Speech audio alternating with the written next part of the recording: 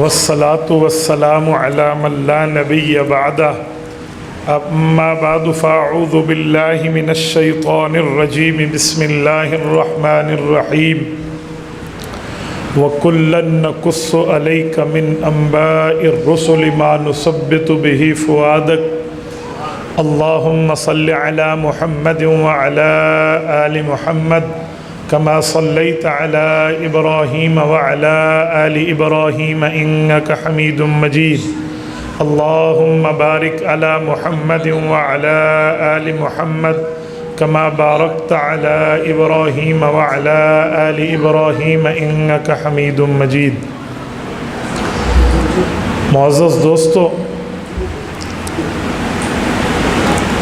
آج 17 اکتوبر 2021 بروز اتوار ہے اور آپ کے یہاں جامع مسجد مکی بھرپر تحصیل تلگنگ ضلع چکوال میں بھائی ظہیر احمد کی دعوت پرخلوص پر میں آپ کی خدمت میں موجود ہوں، اور میرا عنوان آپ کی خدمت میں آج گفتگو کا ہے عقیدہ ظہور مہدی رضی اللہ تعالی عنہ۔ حضرت امام مہدی کون ہے، قومیت کیا ہے، ابنیت کیا ہے، امیت کیا ہے، اور ان کی اسلام میں حیثیت کیا ہے، یہ چند باتیں میں آپ کی خدمت میں رکھوں گا۔ آپ توجہ میری طرف رکھیں، میری آنکھوں میں آنکھیں ڈالیں تو انشاءاللہ آپ کا وقت ضائع نہیں ہوگا۔ معزز دوستو، رسول پاک صلی اللہ علیہ وسلم نے قیامت سے پہلے بہت سی چیزوں کی پیشن گوئیاں فرمائی ہیں۔ ان پیشن گوئیوں میں ایک پیشن گوئی ہے دابۃ الارض کی، کہ جو آخری زمانے میں نکلے گا۔ ان پیشن گوئیوں میں ایک پیشن گوئی ہے دجال کی، کہ وہ آ کر فتنہ پھیلائے گا۔ ان پیشن گوئیوں میں ایک پیشن گوئی ہے یاجوج و ماجوج کے خروج کی، کہ وہ نکلیں گے۔ اور ان پیشن گوئیوں میں ایک پیشن گوئی یہ ہے کہ سورج مشرق کے بجائے مغرب سے طلوع ہوگا اور درمیان دن یعنی 12 بجے تک آئے گا اور پھر واپس ادھر سے چلا جائے گا۔ یہ توبہ کے دروازے کے بند ہونے کی نشانی ہوگی۔ اس کے بعد 20 سال گزریں گے اور قیامت آ جائے گی۔ مسلمان دنیا سے ختم ہو چکے ہوں گے۔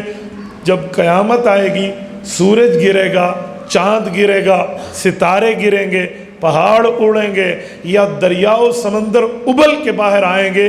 یہ کسی مؤمن کی آنکھ نے نہیں دیکھنا، کسی مسلمان کی آنکھ نے نہیں دیکھنا۔ قیامت آئے گی تو سارے کفار پر آئے گی۔ یہ حضور کی پیشن گوئیاں ہیں۔ اچھا، ان میں ایک پیشن گوئی امام مہدی کے حوالے سے بھی ہے۔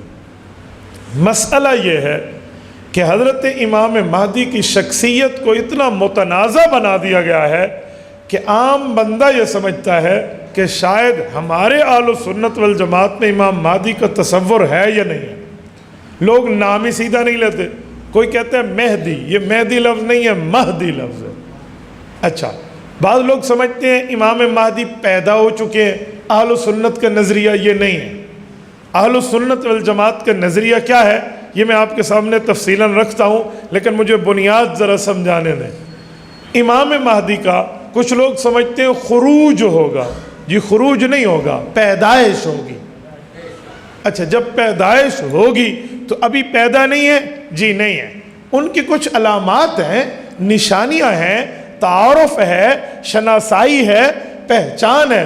کوئی ایسی راستے پہ جاتے ہوئے صدائے بصحرا نہیں ہے کہ ہر بندہ خود کو مہدی ہونے کی بات کر لے۔ مرزا قادیانی ملعون بے ایمان بنا، امت سے اس بندے نے لعنتیں کھائی، اور ہمارے ملک کے آئین و قانون میں اس کی کفریت موجود ہے۔ ان کے دعاوی میں ایک دعویٰ مہدی ہونے کا بھی تھا کہ مرزے نے خود کو کہا میں مہدی ہوں، اور اسی طرح کئیوں نے کہا ہے۔ ہمارے خیبر پختونخوا میں ایک شخص نے خود کو مہدی کہا اور پھر وہ پکڑا گیا، ہماری اس سے گفتگویں ہوئی، ایک پوری تفصیل ہے، وہ آج کل کراچی بھاگ گیا۔ پھر تو مہدی ہونا کوئی اتنا آسان نہیں ہے کہ ہر بندہ کہہ دے۔ اور مہدی ہونے کی سب سے بڑی نشانی یہ ہے کہ امام مہدی خود کو بطور امام کبھی پیش نہیں کریں گے۔ یہ سب سے بڑی نشانی ہے۔ انہیں پیش کیا جائے گا بلکہ لوگ انہیں یہاں تک لائیں گے کہ آپ بیعت کریں، آپ نہیں کریں گے تو ہم اللہ کے دربار میں شکایت کریں گے اللہ امت پہ اتنا مشکل وقت آیا تھا اور یہ قیادت نہیں سنبھالتے تھے۔ یہ سب سے بڑی نشانی۔ اب جتنے جھوٹے مہدویت کا دعویٰ کر رہے ہیں ان میں یہ نشانی تو بالکل پائی نہیں جاتی، بلکہ وہ خود کو پیش کرتے ہیں کہ میں مہدی ہوں۔ یہ جھوٹے ہونے کی پہلی نشانی ہے۔ اچھا، پھر امام مہدی کا نام مہدی بھی نہیں ہے، ان کا نام مہدی نہیں ہے، یہ ان کا لقب ہے۔ ایک نام ہوتا ہے، ایک لقب ہوتا ہے۔ نام بندے کے ماں باپ رکھتے ہیں، لقب دنیا یا اس کو کوئی خاص آدمی دیتا ہے۔ حضور پاک علیہ السلام کی صحیح حدیث موجود ہے کہ مہدی کا نام محمد ہوگا، لقب ان کا مہدی ہوگا، لقب مہدی۔ اچھا، پھر مہدی کا لقب تو اللہ کے رسول نے کئی کو دیا ہے، ان میں حضرت معاویہ رضی اللہ عنہ بھی شامل ہے۔ ہادیاں و مہدیہ فرمائے، اللہم اجعلہ ہادیاں و مہدیاں واہدی بھی، اے میرے مولا اس کو ہدایت دینے والا، ہدایت یافتہ اور اس کے ذریعے ہدایت چلانے والا اسے بنا۔ لیکن حضرت امام مہدی ہونے کا دعویٰ حضرت معاویہ نے تو نہیں کیا، جنہیں رسالت مآب کی زبان سے مہدی اور ہادی کا لقب ملا ہے۔ تو وہی مہدی کی بات اتنی آسان نہیں ہے جو لوگ دنیا میں کر لیں۔ اب اہل سنت کا نظریہ کیا ہے یہ ذہن میں رکھنا، بلکہ اس نظریے سے پہلے ایک بات کرتا ہوں، وہ بھی سمجھانے کے لیے کہ حضرت امام مہدی کے بارے میں لوگ ہم سے بات پوچھتے ہیں کہ امام مہدی کا ذکر قرآن کریم میں آیا ہے کہ وہ آخر زمانے میں آئیں گے، تو یہ لفظ تو قرآن کریم میں نہیں ہے۔ تو کچھ منکرین حدیث کی یہ چال ہے، وہ کہنا شروع کر دیتے ہیں جب قرآن میں ہے نہیں تو تسی مندے کیوں ہو؟ تو انہیں سمجھانے کے لیے بڑی آسان ترتیب ذہن میں رکھنا، انہیں کہو جو نماز آپ شروع کرتے ہو پہلے کیا پڑھتے ہو؟ سبحانک اللہم۔ قرآن پاک میں ہے سبحانک اللہم و بحمدک و تبارک اسمک و تعالی جدک و لا الہ غیرک ہے؟ تو پھر کیوں پڑھتے ہو؟ اچھا آگے چلتے ہیں، آپ جو نماز میں آمین کہتے ہیں، یہ آمین کا لفظ قرآن کریم کے آیات میں موجود ہے، آمین کیوں کہتے ہو پھر؟ یہ تو موجود نہیں ہے۔ اچھا، یہ سمیع اللہ لمن حمدہ ربنا لک الحمد، یہ سبحان ربی الاعلیٰ سبحان ربی العظیم کی تسبیحات دو سجدوں کے درمیان نوافل میں رب غفر لی ورحمنی، یہ قرآن کریم میں ہے؟ تو پھر چھوڑ دیں۔ اچھا ایک بات اور، التحیات للہ والصلوات والطیبات، پوری التحیات میں یاد ہے، ہمارے بچے پڑھتے ہیں، ہمارے بچوں کو نماز میں حفظ ہے، ہمارے بڑے پڑھتے ہیں، تو کیا یہ التحیات قرآن کے کسی پارے میں ہے؟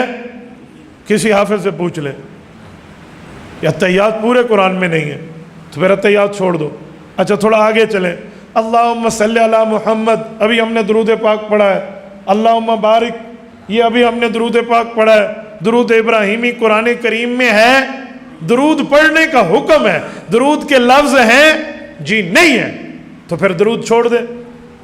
تو یہ عجیب دنیا بن چکی ہے جو ہمیں کہتی ہے امام مہدی کا نام قرآن میں نہیں ہے لہذا چھوڑ دو۔ اس کا مطلب یہ ہے کہ قرآن کریم میں نماز کی اکثر الفاظ نہیں ہے تو پھر نماز بھی چھوڑ دے۔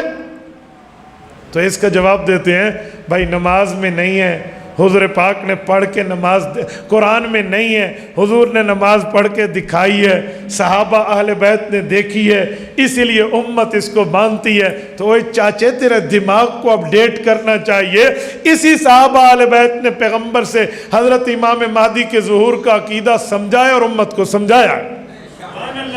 تو یہ ہمیں آپ لاجک نہ سمجھایا کریں کہ قرآن کریم میں نہیں ہے تو چلو چھاڑ دو، یوں نہیں ہو سکتا۔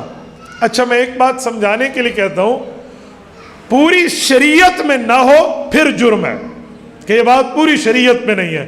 قرآن کریم تو شریعت کا ایک حصہ ہے، قرآن کریم شریعت کا ایک حصہ ہے، شریعت کے حصے میں پیغمبر کی احادیث کہاں جائے گی بھائی؟ صحابہ کا اجماع و اتفاق کہاں جائے گا؟ پیغمبر کے صحابہ کے فتاویٰ کہاں جائیں گے؟ اہل بیت کا طرز عمل کہاں جائے گا؟ اور یہ پوری ترتیب جو امت کے ماہرین صحابہ کرام کے شاگرد پیدا ہوئے اور انہوں نے دنیا کو دین لکھ کے صحابہ سے سمجھ کے دیا ہے، جیسے صحابہ کے شاگردوں میں حضرت امام اعظم ابو حنیفہ رحمہ اللہ کا نام ہے، ان جیسے بندوں کی تحریرات کو آپ کہاں لے جاؤ گے؟ تو بھائی صرف قرآن کی بات آپ نہ کریں، قرآن کریم ہمارے ایمان کا حصہ، محور، مرکز، بنیاد، لیکن قرآن کریم نے جو باتیں بتائی ہیں حضور کی احادیث اور صحابہ نے اس کی تشریح سنائی ہے، تو ہمیں یہ جملہ نہ کہنا۔ اچھا، اس پر ایک بات مزید، حضور علیہ السلام کے دور میں ایسا واقعہ ہوا کہ اللہ کے رسول کے ذہن میں ایک بات آئی اور حضور پاک نے وہ ارشاد فرما دی۔ وہ یہ تھا، اللہ کے رسول نے فرمایا کہ ایک زمانہ ایسا آئے گا کہ لوگ میرے احادیث کا انکار کرنا شروع کر دیں گے۔ وہ کہیں گے ہم احادیث نہیں مانتے، ہم قرآن مانتے ہیں۔ فرمایا ایسا طبقہ آئے گا۔ حضور علیہ السلام نے آج سے 1400 سال پہلے صحابہ کرام کو مخاطب کر کے فرمایا، میرے صحابہ، یہ سنن ابن ماجہ میں حدیث پاک موجود ہے، فرمایا لا الفین احدکم متکئا علی اریکتہ یأتیہ الامر مما امرت بہ او نہیت عنہ فیقول لا ادری ما وجدنا فی کتاب اللہ اتبعنا۔ کہ لوگوں ایک وقت آئے گا، رجا پجاؤ آدمی، برگر فیملی سے ریلیٹڈ، کھانے پینے کی جسے کمی نہیں ہوگی، اور وہ یوں ٹیک لگا کر بیٹھنے کا عادی ہوگا، اس کے سامنے میرے احکام حدیث پاک کی شکل میں پیش ہوں گے، یا میرے احکام کی منہیات جس جس چیز سے میں نے منع کیا وہ حدیثیں پیش ہوں گی، تو وہ آدمی تکبر کرتے ہوئے، حدیث کا انکار کرتے ہوئے کہے گا لا ادری لا ادری، میں نہیں جانتا، لے جاؤ حدیثیں، ما وجدنا فی کتاب اللہ اتبعنا، قرآن میں ہے تو مانتا ہوں، حدیث میں ہے تو نہیں مانتا۔ حضور علیہ السلام نے فرمایا قیامت کا منظر ہے۔ تو یہ تو 1400 سال پہلے ہمیں صادق المصدوق پیغمبر صلی اللہ علیہ وسلم نے بتا دیا۔ تو اگر آج کوئی امام مہدی کے ظہور کی عقیدے کا انکار کرے، حضرت عیسیٰ علیہ السلام کی آمد کا انکار کرے، یاجوج و ماجوج کا انکار کرے، دابت الارض کا انکار کرے، سورج کی مغرب سے طلوع اور واپسی کا انکار کرے، اس آدمی کے انکار کی پیشن گوئی 1400 سال پہلے حضور صحابہ کو دے گئے تھے۔ تو یہ حال موجود ہے، حضور علیہ السلام کی حدیث ہے، تو احادیث آپ کے اور میرے لیے ایمان کا حصہ اور محور ہے۔ اچھا، اس پر ایک بات مزید، اگر کوئی کہتا ہے نا میں صرف قرآن مانتا ہوں، تو قرآن کریم میں گدھے کا ذکر تو موجود ہے، لیکن گدھا کھانا حرام ہے یہ آیت قرآن میں نہیں ہے۔ گدھے پہ سواری کے ذکر تو ہے، والخیل والبغال والحمیر لترکبوا وزینہ، لیکن حلال ہے یا حرام ہے قرآن کریم کے لفظوں میں اس کا جواب نہیں ہے، جواب حدیث پاک میں ہے کہ حرام ہے۔ تو جو آدمی حضور کی حدیث کا انکار کرے نا، اسے آپ بڑے اچھے طریقے سے کھانے کی دعوت دیں، اسے کہیں جی کل دوپہر کو میرے ہاں آپ لنچ کر لیں، آ جائیے۔ وہ آپ سے پوچھے کہ آپ کیا کھلائیں گے، آپ کہنا گدھا کھلاؤں گا، ڈنکی روسٹ کھلاؤں گا تمہیں۔ وہ کہے گا یہ عجیب بات ہے، اسے کہا بھائی تو قرآن صرف مانتا ہے، حضور کی حدیث کا انکار کرتا ہے، قرآن میں لفظ دکھا دے گدھا حرام ہے، اسی تینوں بکرا کھوا دینا ہے، ہم نے آپ کو بکرا کھلا دینا ہے، تو لفظ دکھا دے۔ اگر لفظ قرآن میں نہیں ہے کہ گدھا حرام ہے، تو پھر تو کیوں گدھے کو حرام مانتا ہے؟ جب کھانے کی باری آئی تو نے گدھے کے حرام ہونے کا فتویٰ دیا حدیث کی بنیاد پہ، جب باقی عقائد کا ذکر حدیث میں تھا اس وقت تیرے ماتھے پہ 12 کیوں بجتے ہیں؟ تو وہاں بھی حضور کی حدیث کو ٹچ کرو نا۔ میں تو بڑے اچھے طریقے سے منکرین حدیث کو کہتا ہوں، کوئی میرے سے ملاقات ہو نا، یہ جی ڈنکی روسٹ کھاتے ہیں، ملے گا بھئی یار، ملے گا نہیں ملے گا یہ ساڑھا درد ہے سارے، تو چھڑ دے نو، تیرے سامنے ایسی پلیٹ رکھنا تو کھا، ہم تمہیں دیں گے، ملے نہ ملے وہ ہم یہاں سے لائیں گے۔ حضرت گدھا لبڑا کوئی اوکھ ہے؟ کھوتے نو قریب لوگ کہتے ہیں فلاں شہر گدھے ذبح کر کر کے امت کھا رہی ہے۔ اب میں شہر کا نام لوں تو اس شہر والے لوگ مجھ سے ناراض ہو جائیں گے، لیکن اندر سے سب سمجھتے ہیں کہ اس شہر کی بات ایسا نہیں ہے۔ تو پھر میں حیران ہوں بھئی پیغمبر کی حدیث کا انکار، اور وہ بھی شریعت کے نام پہ۔ مولانا ظفر علی خان رحمہ اللہ بہت بڑے شاعر ہیں، وزیر آباد ضلع گجرانوالہ میں ان کی قبر موجود ہے، میں نے ان کی قبر پہ فاتحہ پڑھا ہے، اللہ ان پر رحمت نازل فرمائے، کروڑوں اربوں رحمتیں ان کی مرکت پہ نازل فرمائے۔ مولانا ظفر علی خان ایک شاعر انقلاب تھے، مرزا قادیانی نے جھوٹ بولے اور کہا میں 50 کتابیں لکھوں گا، چندے دو۔ لوگوں نے چندے دیے، اس نے 5 لکھ دی۔ لوگوں نے کہا 45 اور، انہوں نے کہا 5 اور 50 میں تو 0 کا ہی فرق ہے، پیسے کھا گیا۔ اس طرح جھوٹ بولتا گیا تو مولانا ظفر علی خان نے اپنے اخبار زمین دارہ میں ایک اس کے خلاف شعر لکھا اور بڑا شعر وائرل ہوا۔ وہ شعر یہ تھا کہ ایک مسلمہ کذاب تھا جس نے حضور پاک کے بعد نبوت کا جھوٹا دعویٰ کیا، اور آج مرزا قادیانی کے ماننے والے حضور کے جانشین نہیں ہیں، مرزا قادیانی کے ماننے والے مسلمہ کے جانشین ہیں۔ وہ جو جھوٹ بولتا تھا مسلمہ کذاب، اور یہ مسلمہ پنجاب، فرق یہ تھا۔ تو فرمایا کہ مسلمہ کے جانشین گرا کٹوں سے کم نہیں، گانڈ کپ، گرا کٹوں سے کم نہیں، کتر کے جیب لے گئے پیغمبری کے نام سے۔ لوگوں کے پیسے کھا گئے نبوت کے نام پہ۔ ان کا بھی یہی حال ہے، جو امام مہدی کے ظہور کا انکار کر رہے ہیں یا باقی پیشین گوئیوں کا انکار کر رہے ہیں، یہ شریعت کے نام پہ لوگوں پر گرا اور ان کے اوپر جو ہے نا کیا کہتے ہیں وہ ضرب چلا کے ان کی جیب کٹی اور ان کے ایمان کٹی کی سازش کر رہے ہیں۔ تو بھائی ایسا نہیں ہے، ایسا نہیں چلے گا، بات وہ ہوگی جو دلیل سے ہوگی۔ اب ذرا چلتے ہیں احادیث پاک میں، امام مہدی کی شخصیت کا تعارف، امام مہدی کی حیثیت، امام مہدی کی امیت و ابنیت کیا ہے۔ تو حضور پاک علیہ السلام کی احادیث پاک موجود ہیں، آپ مستدرک حاکم اٹھائیں آپ کی مرضی، صحیح مسلم کے اشارات اٹھائیں آپ کی مرضی، اسی طرح بیہقی کی روایات اٹھائیں آپ کی مرضی۔ امت مسلمہ میں حنفی، شافی، مالکی، حنبلی، محدثین و مفسرین و فقہاء و مشائخ کی تمام تحریرات کو اٹھائیں آپ کی مرضی، پوری امت مسلمہ کا اتفاق ہے۔ فرمایا رسول پاک علیہ السلام نے آخر زمانہ میں ایک شخص آئے گا جس کا نام میرے نام پہ ہوگا، اور وہ شخص آ کے زمین کو اللہ کے علوم سے اور امن سے بھر دے گا۔ صحیح مسلم میں حدیث ہے، امامکم منکم، وہ امام تم میں سے ہوگا جو آ کر زمین کو بھر دے گا۔ اس سے مراد امام مہدی کی ذات اقدس ہے۔ اچھا، سنن نبی داؤد میں ایک حدیث پاک اور ہے، حضرت سیدنا علی المرتضی حضرت حیدر کرار رضی اللہ تعالی عنہ ارشاد فرماتے ہیں، اپنے بیٹے حضرت امام حسن رضی اللہ تعالیٰ عنہ کی طرف اشارہ کر کے فرمایا، انہو من ولد الحسن، وہ مہدی جو آئیں گے وہ میرے بیٹے حسن کی اولاد میں سے ہوں گے۔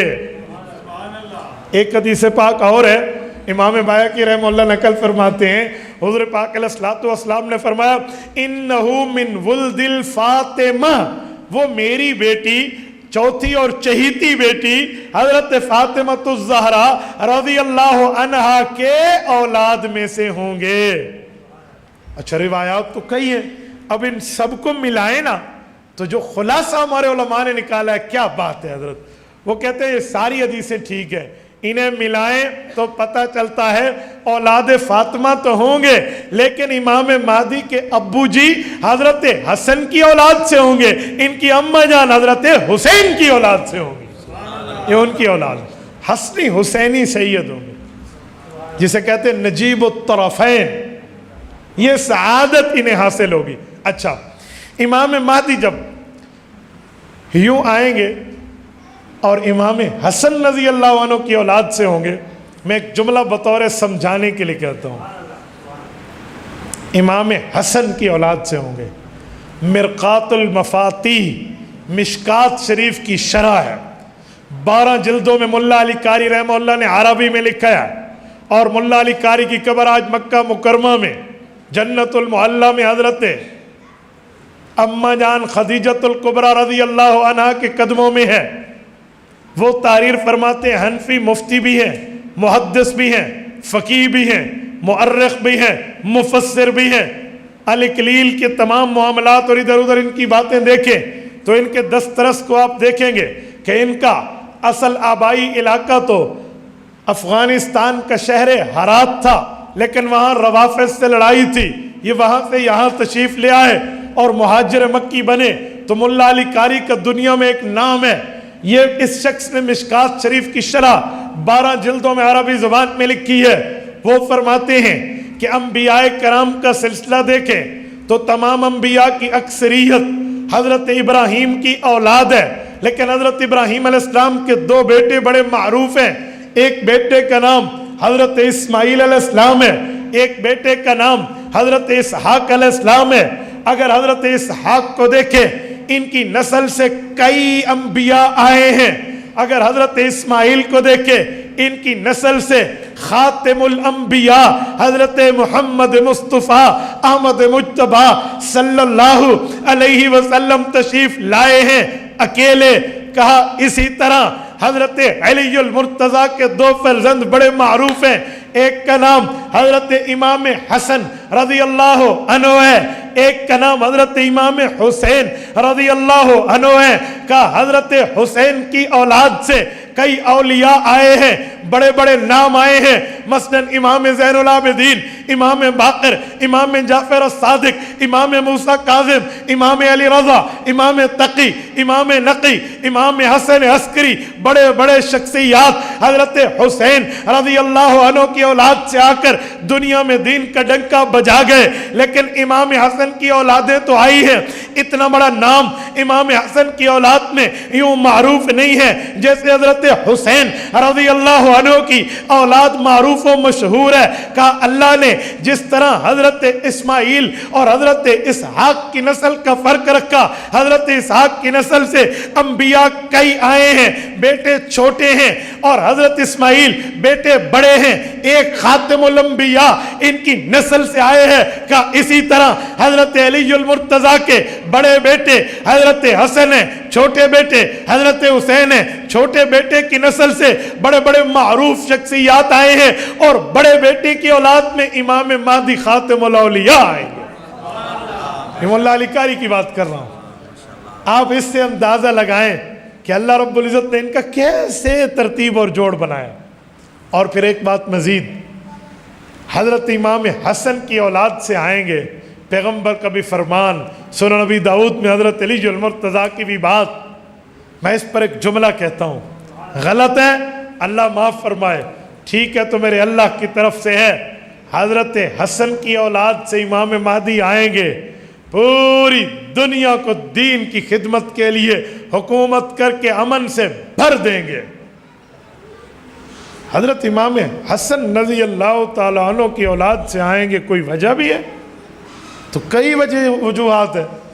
ان میں ایک وجہ یہ بھی ہے کہ جب حضرت رسول اللہ کا فرمان آیا کہ میرے بعد خلافت راشدہ کا مسئلہ 30 سال فرمایا، تو 2.5 سال حضرت ابوبکر کے، 10 سال حضرت عمر کے، 12.5 سال حضرت عثمان کے، 4.5 سال حضرت علی کے اور 6 ماہ امام حسن کے، کل ملا کے یہ 30 سال کی خلافت راشدہ کا زمانہ بنتا ہے. جو ابھی آپ کہہ رہے تھے خلافت راشدہ حق 4 یار کا زمانہ. اچھا چلو، رات میں بات کر رہا تھا وہاڑی کے ایک گاؤں میں، وہاں ایک بوڑھے بزرگ نے کھڑے ہو کے مجمع میں مجھ سے پوچھا، مولانا تم سنیوں میں ایک بات کا انصاف نہیں ہے. میں نے کہا جی پوچھئے کیا ہے؟ کہتے ہیں جی مسئلہ یہ ہے کہ آپ کہتے ہو خلافت راشدہ 30 سال چلے گی اور پھر بتاتے ہو 6 ماہ امام حسن کے مل کے پھر خلافت راشدہ کے 30 سال پورے ہیں، تو حق 4 یار نہ کہو، حق 5 یار کہو، حق 4 کیوں کہتے ہو؟ وہ یہ سمجھ رہے تھے کہ ہم حضرت امام حسن رضی اللہ عنہ کی شخصیت کو نعوذ باللہ، الیاذ باللہ، استغفر اللہ، احترام کی قدر کی نگاہ سے نہیں دیکھتے. میں نے کہا چاچا جان سوال آپ کا حق ہے، جواب بھی سنیے، جذباتی ہونے کی ضرورت نہیں ہے، دلیل کو دلیل سے سمجھنا یہ سنجیدہ لوگوں کا کام ہے. خلافت کا وعدہ اللہ نے کن سے کیا ہے؟ قرآن کریم کھولتے ہیں، رب کریم نے فرمایا وعد اللہ الذین آمنوا وعملوا الصالحات منکم لیستخلفنہم فی الارض كما استخلف الذين من قبلهم وليمكنن لهم دينهم الذي ارتضى لهم وليبدلنهم من بعد خوفهم امنا. فرمایا میں نے جن سے وعدہ کیا ہے وہ منکم اور منہم ہے. وہ منہم منکم کون ہے؟ وہ مہاجرین ہیں جنہوں نے ہجرت کی ہے، مدینہ چھوڑا ہے. الذین اخرجوا من دیارہم واموالہم، جنہوں نے مال چھوڑا، اولادیں چھوڑی، علاقہ چھوڑا، شہر چھوڑا، گھر بار چھوڑے، مدینہ آئے. خلافت کا وعدہ ان سے ہے. حضرت ابو بکر مہاجر ہیں، حضرت عمر مہاجر ہیں، حضرت عثمان مہاجر ہیں، حضرت علی مہاجر ہیں. اور خلافت راشدہ کا وعدہ مہاجرین سے ہے. امام حسن مہاجر نہیں ہے، مدینہ منورہ میں ہجرت کے بعد پیدا ہوئے ہیں. یہ اولاد مہاجرین تو ہیں پر مہاجر نہیں ہے. مہاجر سے وعدہ خلافت راشدہ کا ہے. اس لیے حق چار یار یہ ہے اور خلافت راشدہ کی تکمیل امام حسن پہ. خلافت راشدہ، خلافت راشدہ. یہ میں نے صرف اس لیے سمجھایا ہے تاکہ آپ کے ذہن سے یہ خلجان دور ہو جائے. اب میں بات کر رہا تھا کہ امام حسن کی اولاد سے آئیں گے وجہ. تو میرے دوستو، حضرت امام حسن رضی اللہ عنہ کو جب خلافت میسر آئی، امام حسن نے دیکھا حضرت معاویہ رضی اللہ عنہ کے معاملے کو، اور امام حسن نے دیکھا ان کوفیوں کو جو امام حسن کا ساتھ دے رہے تھے، ان کے رویے کو، ان کے معاملے کو دیکھا. حضرت علی المرتضی رضی اللہ عنہ کا ان کے ساتھ حضرت حسن معاملے کا نظارہ آنکھوں سے کر چکے تھے. تو امام حسن نے اپنے بھائی حضرت حسین سے، اپنے دوست قیس بن سعد بن عبادہ سے رضی اللہ عنہم مشورہ کیا. یہ قیس حضرت سعد بن عبادہ صحابی رسول کے چھوٹے بیٹے ہیں اور امام حسن حسین کے بچپن کے ساتھی ہیں. ایک مٹی میں کھیل کر یہ پل کے جوان ہوئے ہیں. بچپن کی یاری تھی، آخر وقت تک انہوں نے نبھائی ہے. انہوں نے مشورہ کیا کیا کریں. کہا امت کے کلمے کو ایک کیا جائے، امت کی دعوت کو ایک کیا جائے. ہمارا اور حضرت معاویہ کے اختلاف تو حضرت عثمان غنی رضی اللہ عنہ کے قتل کے بدلہ لینے پہ تھا. کوئی کفر کی بات نہیں ہے، فسق کی بات نہیں ہے، فجور کی بات نہیں ہے، منافقت کی بات نہیں ہے، دائرہ اسلام سے خروج کی بات نہیں ہے. ایک مسئلے پہ اختلاف ہے، وضاحت آ گئی. اب ہمیں کرنا یہ چاہیے، ہمیں جا کر صلح کر کے حضرت معاویہ کو خلافت سپرد کر دینی چاہیے. یہ گئے ہیں، خلافت کو سپرد کیا ہے.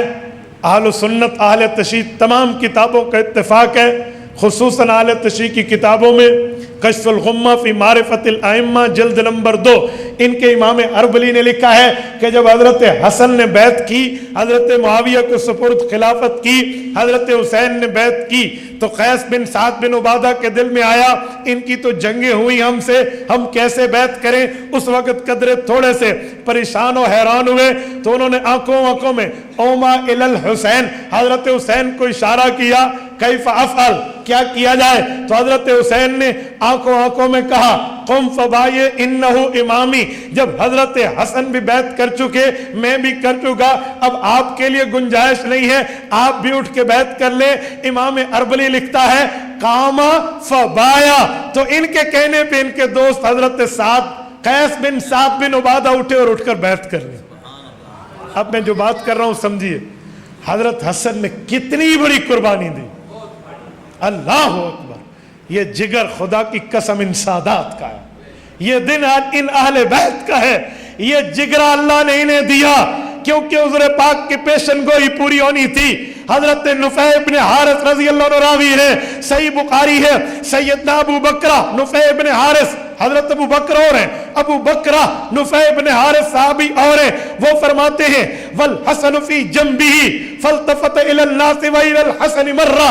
حضور پاک علیہ السلام منبر پر تشریف فرماتے، حضرت حسن حضور پاک کی گود اقدس میں تھے.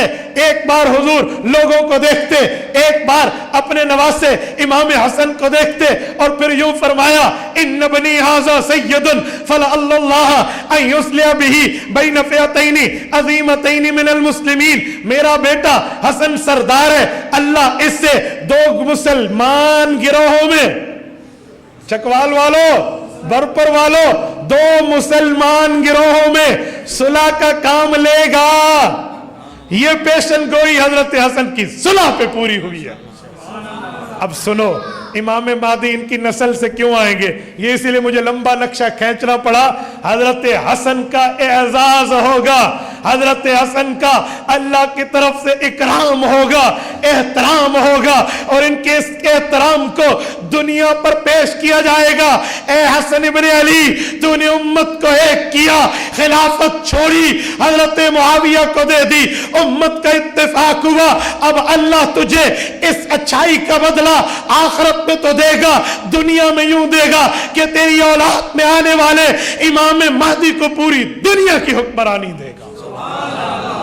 انہو من ولد الحسن، یہ ہے کہ حضرت حسن کی اولاد سے. دیکھو کوئی بات ایسی نہیں ہے. حضرت امام حسن نے جو قربانی پیش کر کے امت کو ایک کیا، جسے حق سمجھا اس کی بیعت کی، جسے اچھا سمجھا اس کے ذمہ خلافت ڈال دی، اور خود ہٹ گئے. معاملہ ٹھیک رہا اور امت کا اتفاق چل پڑا. اے حسن، اچھائی تو نے کی ہے، میں اللہ بدلہ تجھے آخرت میں تو دوں گا، دنیا میں بھی دوں گا. یار خدا کی قسم، والد کی نیکی کا اثر اولاد میں چلتا ہے. 16واں پارہ، پہلا صفحہ، سورۃ کہف. وقت کے 3 نبی، موسیٰ علیہ السلام، حضرت یوشع بن نون علیہ السلام، حضرت خضر علیہ السلام ایک بستی سے گزرے ہیں. فَأَبَوْا أَن يُزَيِّفُوهُمَا، وہ کہتے ہیں ہم تمہیں نہیں کھلاتے، نہیں پلاتے. انہوں نے مہمان نوازی سے انکار کر دیا، میزبانی سے انکار کر دیا. اور یہ گزرتے ہوئے تینوں نبی ایک دیوار کو تعمیر کرنا شروع ہوئے. کیوں؟ ان کے نیچے 2 یتیموں کا مال ہے، ان یتیموں کی دیوار کو مضبوط کر لو. جو بچے ہیں اس بستی میں پل رہے ہیں، بڑے ہوں گے رب انہیں مال دے گا. کیوں بھائی؟ وجہ یہ تو وہ طبقہ ہے، یہ وہ لوگ ہیں، یہ وہ گروہ ہے جنہوں نے کسی ایک نبی چھوڑو 3 نبیوں کو کھلانے پلانے سے انکار کر دیا. ان کے ساتھ اتنی عزت کیوں ہے؟ وجہ قرآن کہتا ہے وَكَانَ أَبُوهُمَا صَالِحًا. اللہ وَكَانَ أَبُوهُمَا صَالِحًا. حضرت خضر علیہ السلام سے جب یہ سوال حضرت موسیٰ نے کیا کہ اجرت پہ ہم بنا سکتے تھے، فی سبیل اللہ کیوں بنا رہے ہیں، فری آف کاسٹ ان کا کام کیوں کر رہے ہیں، تو حضرت خضر علیہ السلام نے فرمایا کہ ہمیں ہمارے رب نے بتایا ہے وَكَانَ أَبُوهُمَا صَالِحًا، ان کا باپ بڑا نیک تھا، ان کی اولاد کو یہ اجر مل رہا ہے. ہمارے شیخ و مرشد حضرت مولانا حکیم محمد اختر رحمۃ اللہ تعالی علیہ کراچی والے باحوالہ لکھتے ہیں امام محمود آلوسی رحمہ اللہ کے روح المعانی کے حوالے سے کہ وَكَانَ أَبُوهُمَا صَالِحًا میں ان کے ابو مراد نہیں ہے، 7ویں دادا مراد ہے. ابو سے مراد 7ویں دادا کا، 7ویں دادا کی نیکی 7 پشتوں تک چلی ہے. اور اپنی اولاد، اپنے ماں باپ کو غلط کہنے والی اولاد، ذرا کان کھول کے، کھڑکیاں کھول کے میرے بات کو دل تک راستہ دینا. آج باپ پہ بولتے ہو، باپ کی نیکی تمہاری 7 پشتوں کو کھلا رہی ہے. باپ باپ ہوتا ہے، والدین اور آباء و اجداد ان کے درجات ہوتے ہیں.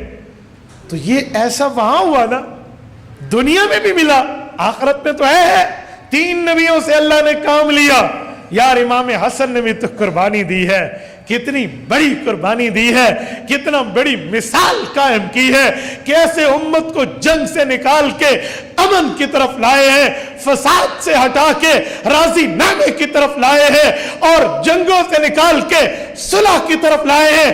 اس کی اس نیکی کا اثر رب ان کی پشتوں میں امام مہدی کو دے رہے ہیں. یہ اعزاز ہے. اچھا پھر امام مہدی دنیا میں جب آئیں گے، پیدا ہو کر مدینہ میں رہیں گے، اور خلافت کے بعد پہ امیر المؤمنین کا، اس وقت کے حکمران کا انتقال ہو جائے گا. لوگ انہیں کہیں گے آپ سنبھالو. یہ مدینہ منورہ سے لوگوں سے چھپ کر مکہ مکرمہ آ جائیں گے، مدینہ منورہ سے نکل آئیں گے. بین الحجر والکعبہ، حجر اسود اور کعبہ کے ایک کنارے کے درمیان انہیں پہچانا جائے گا. 40 ابدالوں کی جماعت ان کے ہاتھ پر بیعت کرے گی. علماء کھچے آئیں گے، ان کے ہاتھ پر بیعت کریں گے. بہقی کی روایت میں اللہ کے رسول نے فرمایا تمہیں برف پر گھسٹ کے بھی آنا پڑے تو امام مہدی کے پاس آنا, برف پہ گھسٹ کے بھی. اندازہ لگاؤ, احادیث پاک میں کئی ایسی جگہ ملتی ہیں اللہ کی قسم رونگٹے کھڑے ہو جاتے ہیں. ان میں ایک بات یہ بھی ہے کہ سفیانی کے لشکر کو جب امام مہدی تحقیق کریں گے اور اس سے مال غنیمت حاصل ہوگا, حضور نے فرمایا میرے اس امتی کے لیے بہت بڑی خرابی ہے جو اس مال غنیمت کا حصہ نہیں حاصل کرے گا. خیبہ کا اس کے منہ میں تو خاک ہے. اندازہ لگاؤ ان کی طاقت کیسی ہے, ان کے اوپر اللہ کی رحمت کیسی ہے امام مہدی پر. اچھا, مدینہ طیبہ سے مکہ آئیں گے, آپ پہچانے جائیں گے, ان کے ہاتھ پر بیعت ہوگی. عمر اس وقت 40 سال ہوگی, 40 سال ہے. والد کا نام عبداللہ ہے, خود کا نام محمد ہے. علماء سیرت نے لکھا ہے والدہ کا نام آمینہ ہے. مجھے اس کا حوالہ نہیں مل سکا والدہ کے نام والا, لیکن میں نے پڑھا اور سنا علماء سے بہت ہے, لیکن باقیوں کا حوالہ میرے پاس ہے, اس لیے میں اس کی بات حوالہ کر رہا ہوں. تو ان کے ابو کا نام تو عبداللہ اور خود کا نام محمد لقب مہدی ہے. اور یہ پھر جہاد کریں گے اور لوگوں سے معاملہ ہوگا. 3 قسم کے لشکر ہو جائیں گے, کچھ ڈر کے بھاگ جائیں گے اور فرمایا رب نے ان کی توبہ کو قبول نہیں کرنا, اور کچھ شہید ہو جائیں گے, بدر و احد کے شہداء کا ثواب ملے گا, اور جو باقی بچیں گے وہ فتح یاب ہو کر جھنڈے فتح کے گاڑیں گے. 7 سال امام مہدی یوں گزاریں گے. قسطنطینیہ پہ حملہ ہوگا, فتح حاصل ہوگی. اسی اثنا میں پتہ چلے گا کہ دمشق آئیے. دمشق آئیں گے, ملک شام کی جامع مسجد اموی میں موجود ہوں گے. اس وقت فرشتوں کے کندھوں پر یوں ہاتھ رکھے حضور نے فرمایا لَيَنزِلَنَّ ابن مریم فیکم, حضرت عیسیٰ علیہ السلام کو اللہ زمین پر بھیجیں گے. اس وقت جب دجال نکل چکا ہوگا اور اس کا بڑا فتنہ ہوگا. دجال اکبر اس امت کا فتنہ اکبر ہے, بہت بڑا فتنہ ہے. تبھی فرمایا جمعہ کے دن سورۃ کہف پڑھا کرو, آپ پڑھو گے آپ فتنہ دجال تک محفوظ ہو جاؤ گے. جمعہ کے دن میں سورۃ کہف ضرور پڑھنی چاہیے, خصوصاً جو فتنوں کے خلاف کام کرنے والے حضرات ہیں انہیں تو ضرور پڑھنی چاہیے. میرے دوستو, حضرت امام مہدی حضرت عیسیٰ علیہ السلام کو فرمائیں گے نماز پڑھائیے. حضرت عیسیٰ فرمائیں گے نماز آپ ہی نے پڑھانی ہے, کیونکہ تم رسول اللہ کے امتی ہو, میں نبی اپنے دور کا ہوں, میں بنی اسرائیل کا ہوں, اب تو حضور کا تابعدار بن کے آیا ہوں. پہلی نماز امام مہدی پڑھائیں گے, پھر کبھی حضرت عیسیٰ بھی پڑھا لیں گے تو کوئی نہیں مسئلہ. ان دونوں کا ساتھ 2 سال کا اکٹھا ہوگا. امام مہدی کی عمر 49 سال, ایک کم 50 سال ہوگی کہ وہ وفات پائیں گے دجال کے قتال کے بعد, اور ان کا جنازہ حضرت عیسیٰ علیہ السلام پڑھائیں گے. اور اس کے بعد حضرت عیسیٰ علیہ السلام 43 سال, 2 سال امام مہدی کے ساتھ 43 بعد 45 سال اس دھرتی پر رہیں گے. حدیث پاک میں ان کی شادی ہوگی, ان کی اولاد ہوگی, اور وہ رسول اللہ کی قبر اطہر پہ آ کر جب سلام کریں گے حضور نے فرمایا میں ان کے سلام کا جواب دوں گا, اور پھر رسول پاک کے روضہ اقدس پہ ان کی قبر بنے گی. عقیدہ حیات انبیاء, عقیدہ حیات النبی, خلافت راشدہ. حضرت امام مہدی کا یہ ظہور ہے, یہ پہچان ہے, یہ تعارف ہے. یوں نہیں ہے کہ کوئی راہ جاتا کہہ دے میں مہدی ہوں تو اگلے مان جائے بھی تو مہدی ہے. بھائی شریعت نے جو بات کی ہے اس کے دلائل بھی دیے, اس کے معاملات بھی ہے.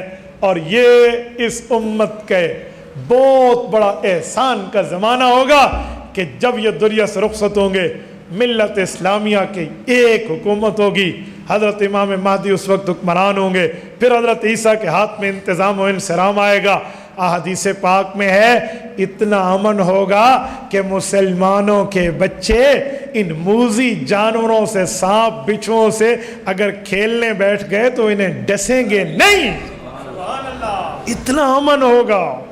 اور یہ امن یا خلافت راشدہ کے دور میں رہا ہے یا حضرت عمر بن عبدالعزیز کے دور میں رہا ہے کہ بھیڑیا اور بکری ایک گھاٹ پہ پانی پیتے تھے, ایک گھاٹ پہ. اور ایک دن بھیڑیا بکری کو اٹھا کر گیا تو انہوں نے کہا اللہ رحمت کر, عمر بن عبدالعزیز فوت ہو گیا. کسی نے کہا جنگل میں بیٹھے ہو, تمہیں کیسے پتا وہ فوت ہو گیا؟ کہ اتنے سالوں سے وہ حکمران ہے، کبھی بھیڑیے نے بکری کو نہیں اٹھایا، آج اٹھا لیا تو پتہ چلا عمر بن عبدالعزیز دنیا سے چلا گیا۔ یہ زمانہ پھر لوٹے گا، یہ زمانہ لوٹے گا۔ اور حدیث پاک میں ہے مال کی اتنی فراوانی ہوگی، لوگ زکاتیں اٹھا اٹھا کے گھومیں گے، منت ترلے کریں گے، وہ زکاتیں وصول کرنے والا دھرتی پہ کوئی نہیں ملے گا، بہت مشکل سے کوئی ملے گا، عام طور پہ نہیں مل پائے گا۔ تو میرے دوستو یہ زمانہ آنا ہے، یہ امام مہدی اور حضرت عیسیٰ کا دور ہے۔ اللہ آپ کو رمے صراط مستقیم عطا فرمائے، اس نظریے اور عقیدے پر مضبوطی عطا فرمائے، اور صحیح طرح پہ اللہ ہمیں ماننے کی توفیق عطا فرمائے۔ اقول قولی ھذا واستغفر اللہ وآخر دعوانا ان الحمد للہ رب العالمین۔